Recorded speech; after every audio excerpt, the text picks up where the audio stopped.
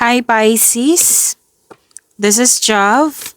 Welcome po sa ating channel. By the way, Pisces, this is your weekly Gabay Tarot reading from January 26 to February 1, 2026. Gamitin ang reading na ito bilang gabay lamang. Tandaan Pisces, ito po ay general reading.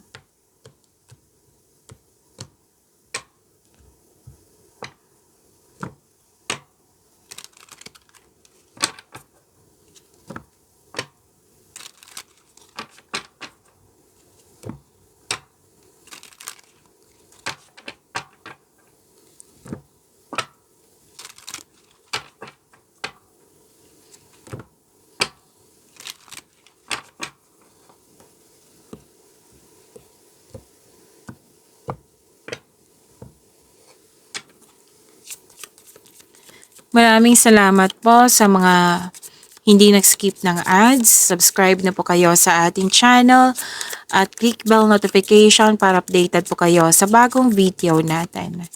Para sa mga gusto magpa-reading po, comment po kayo ng personal reading and check my reply sa comment section.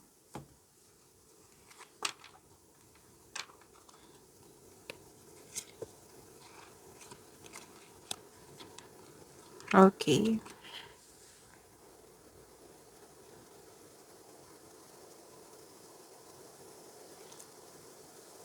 Pisces, recovery. May nakita ko kasi ditong nabibigatan, pwedeng nasaktan, nahihirapan, pero nakikita ko dito tinulungan mo yung sarili mo. Nag-let go ka, na nag-decide ka dito na i-release na itong mga negativity, like negative thoughts, na pinalitan mo ng positive thoughts. Gumagawa ka ng action dito to move forward. Kaya may nakita akong recovery and healing dito. May nakita kong support from the group of people. It might be this is your family. Basta may grupo ng tao dito na very supportive sa'yo. Pwede din po na ikaw yung gumawa ng paraan. Like, nag-meditate ka, nag-grounding ka, nagkaroon ka ng panahon sa nature para i-release nga itong mga negativity. Okay? So, this is about recovery. May recovery, may healing na ako nakikita dito. And may nakita rin ako ditong sinuko mo lahat kay God. Yung worries mo, yung bigat na nga nararamdaman nga. At nagkaroon ng personal development and spiritual growth.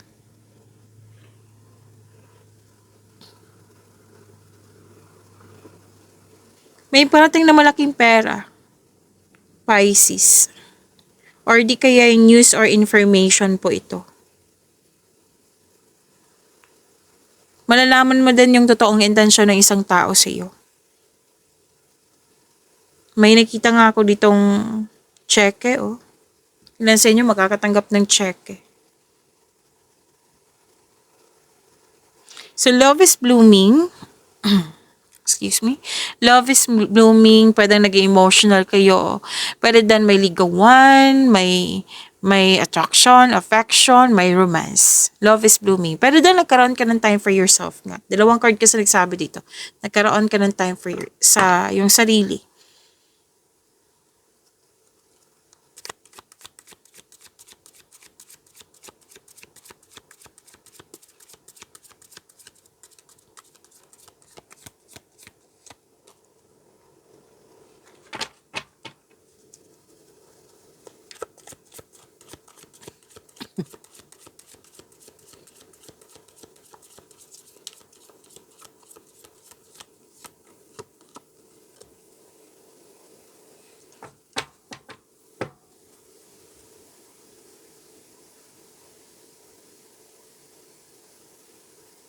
Nagbabalanse ka. Pwede sa emotion to. Which is ginawa mo dito. Yung sinabi ko kanina na tinulungan mo yung sarili mo. Pisces. At nagkaroon ng pagkakaisa. May nakita nga ako dito na regarding sa alak, mukhang napasobra. So yung binabalanse mo, like hindi ka magpapasobra na. Realization May realization ako nakikita dito. Another example. Pwedeng masyado kang kinukonsider mo, kaya inaabuso ka. Kaya nag-decide ka dito, so inaabuso yung kabaitan ko. So, babalanse ka na, you put limitation, realization nga. May mga realization ako nakikita dito na babaguhin mo. Pwede din na, ah, kung dati, kung may dumating na opportunity, mamaya na, tapos ngayon hindi na. Hindi ka na mag-waste ng time. Kumbaga, tatanggapin mo, before ka magtanggap, magplano ka, yan. So, pwede din itong sobra kang napagasta noong 2026. Ngayon, may kokontrol. Magkokontrol ka na, magmomonitor ka na, magbabalanse ka na. Excuse me po. May nakita rin ako nagtutulungan, combination of forces, and may nangyaring divine timing. Actually, serenity to eh. Katahimikan.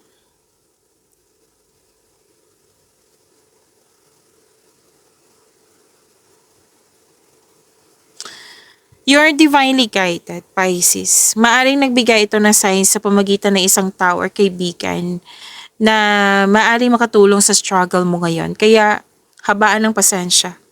As the universe goes toward to bring your desires into reality. Ibibigay po ng universe yung desires mo sa buhay. Desires mo sa buhay, it will turn into reality. So, magtiwala po. So, sinabi ko kanina, di ba, divine timing. May magaganap talaga na divine timing. Kung dati, matagal mo na itong hinintay, ngayon magaganap na. Yan. So, tinutulungan ka ng universe. So, seek balance at create ka ng calm atmosphere. Kalma lang, huwag magmadali. Huwag pahirapan yung sarili, huwag mong i-pressure.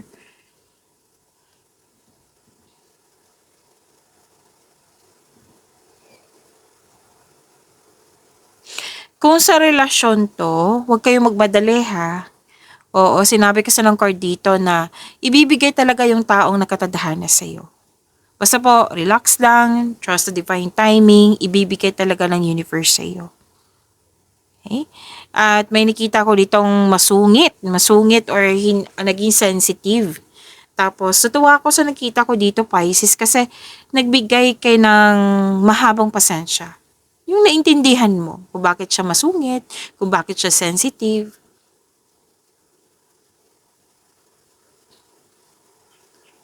So, yung sinabi ko kanina ha, na naging example ko kanina which is sinabi naman ng card nyo dito na control and monitor talaga sa money. Kasi may nakita ko ditong message na pay attention to your income at sa paggasta. So, control, monitor, and save.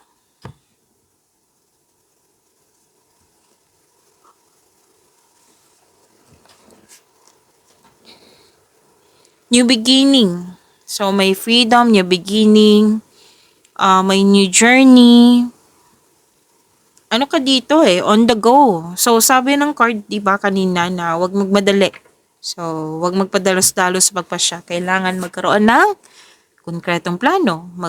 Magkinig din sa inyong intuition at the same time. So, alam nyo naman yung, kumbaga, trabaho ng intuition. Like, na siya yung magsasabi kung ano yung secret, kung what I meant is, siya yung magsasabi kung may taong hindi totoo sa'yo, may nangyari na kailangan mong malaman.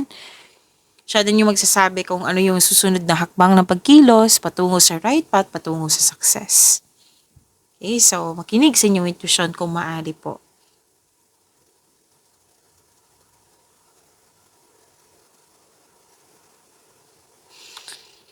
Okay. Ang ilan dito energy kasi to. May nakita kong hesitation. Lalo na sa paglabas sa comfort zone.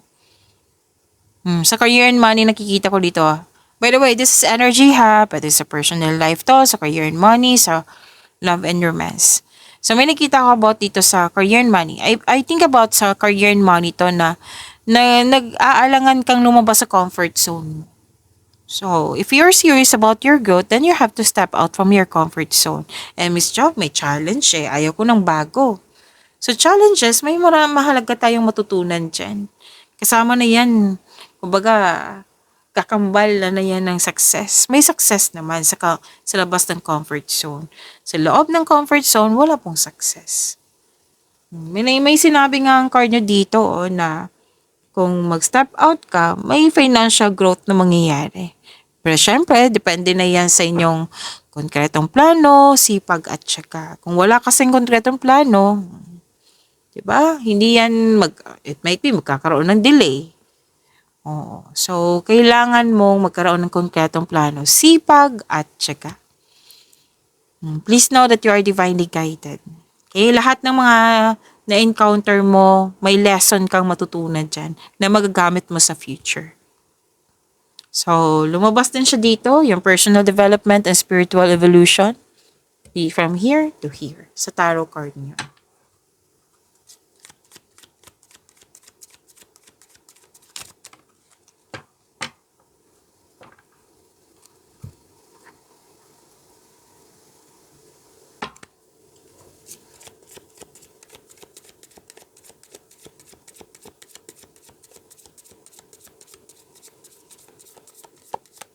Nasa career and money na tayo, Pisces.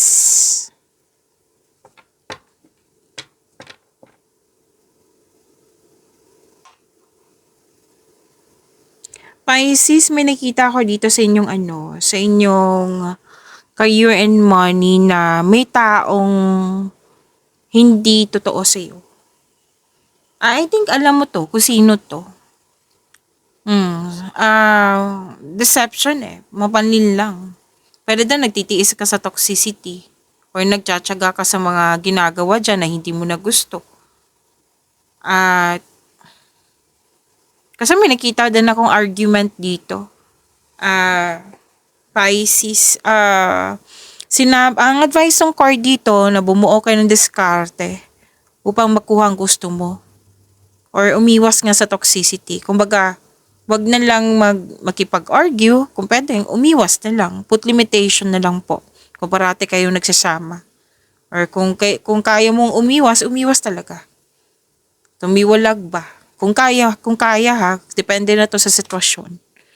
So, I think alam mo to, na may nangyayaring ganyan. Kasi mapanin lang. Tapos may sinabi na lang card nyo dito na wag ibunyag lahat yung plano.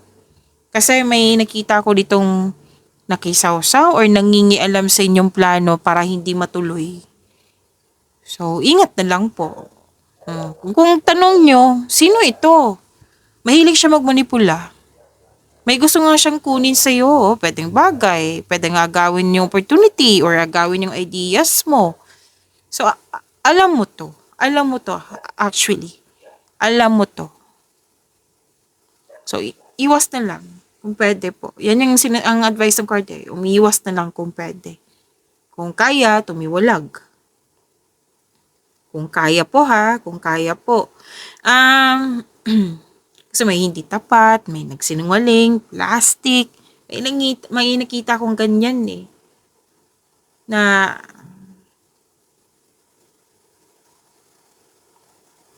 may nakita na akong planning, contemplation. Malalim mo iniisip mo kasi I think may bibigyan kang desisyon dito. Maggagawa ka ng desisyon. Basta po, yung mga warn na sinasabi dito na wag ibunyag lahat yung plano, wag masid, mag-ingat kayo sa mga taong hindi totoo sa'yo, makinig sa inyong intuition.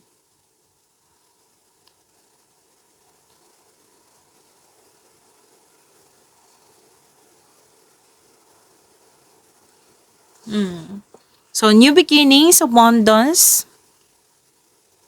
Yes, may parating na blessings po, gift from the universe. Dalawang card na po mismo nagsabi dito, gift from the universe. Posibleng new job opportunity or unexpected sum of money ito, Pisces. Pwede din nag-take ka ng first steps para ma-enhance o ma-increase yung kaperahan mo. So, ang pagbabago na ito ay may unlimited growth towards your finances po. Claim nyo po, ang ganda nito. Abundance, new beginning. May promotion nga ako nakikita dito. Na pagtaas ng kita, sweldo, allowance, or na yung posisyon. Basta po magkakaroon ng financial growth and stability. Ang ilan sa inyo, mag-change career kasi may offer na ino-offer sa'yo na mas mataas yung sweldo, that will offer more stability and abundance. So, ang ganda. Ang ganda nito. Claim nyo po. Kung may mga tanong kayo sa career and money, kasi this is yes eh. Yes card kasi to. So, pay attention na lang kayo sa mga warning. Okay?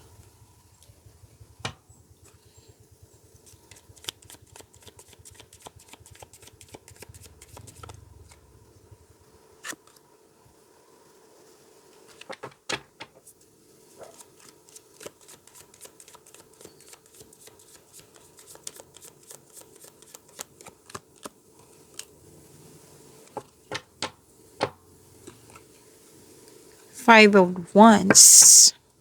Okay. Inom muna akong tubig. Saglit lang po.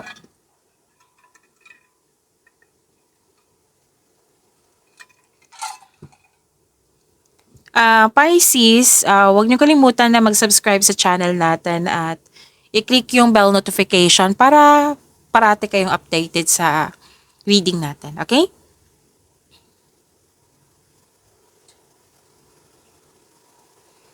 Nakikita ko dito nag-spend time ka sa mga taong nagbigay ng inspiration sa'yo, motivation sa'yo, kayong lahat. Single ka man, may relasyon sa buhay mag-asawa. May sinasabi rin dito na sa mga single to na magkakatagpo ka ng partner through friends connection. May nagsabi din sa akin ngayon habang nagsasalita ako na pwedeng sa party ng friends mo. Pwedeng, like for example, birthday party. Yan. Pwede din na gimmick. Yan. Pero yung sinabi ko kasi kanina, party. So, any kind of party.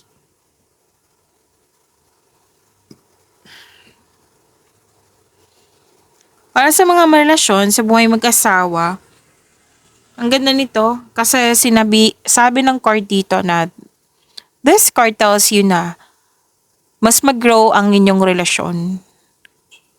May nakita nga ako dito, may plano kayo mag-travel or mag-decorate or magpatayo ng bahay. Yan.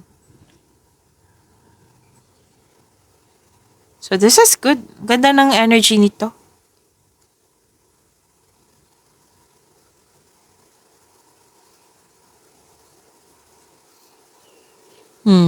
May malalaman kang balanse. May malalaman kang katotohanan kasi nga malakas ang iyong intuition. At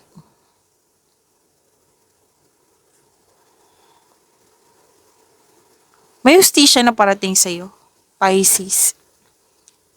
Oo, at sa mga single, nakikita ko dito, naging hard worker ka, na aminado ka na wala kang enough time for yourself. So, sinabi ng card dito na balansehin, which is sinabi din dito, balanse. Balansehin po ang oras sa trabaho, sa mga ginagawa nyo dyan. Give time for yourself. Kasi nakikita ko dito ang ilan sa inyo, very hard worker, kaya nga, wala kayong enough time for yourself. This card tells you na balansehin ang oras po. Okay? Magkaroon ng sapat na time for yourself, to your partner, to your family. Yan.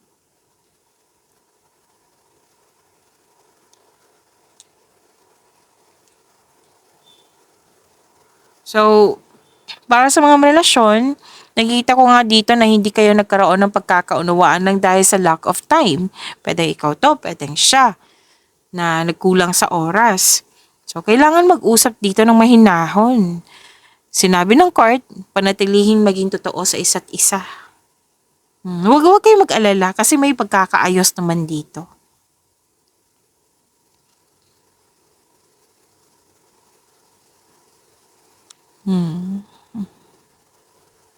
Okay, andito pa rin yung kompetisyon eh. May parang naiirita kayo, kayong lahat, naiirita kayo na kung ano yung, like, may nagtanong ng tanong sa inyo na naiirita kayo. And that's normal. Like, may nakita ko ditong sa mga single na, yung common na question sa inyo, kailan ka ba magjo-jowang, tagal mo na nang mag-single? O matagal na kayong magjowa, kailan bang kasal? Matagal na kayong kakasal, kailan ba kayong magkaroon ng anak? Mga typical na question. Oo, so, 'di ba baka hindi magandang mood mo or baka busy ka tapos nangungulit sa'yo na so that's normal yung reaction niyo. Pero sinabi ng card dito kung pwede po, umiwas na lang.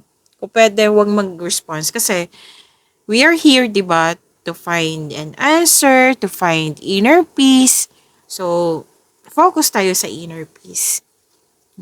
Kung makaramdam ka na kulit ba or nainis ka, and that's normal. You have to process that.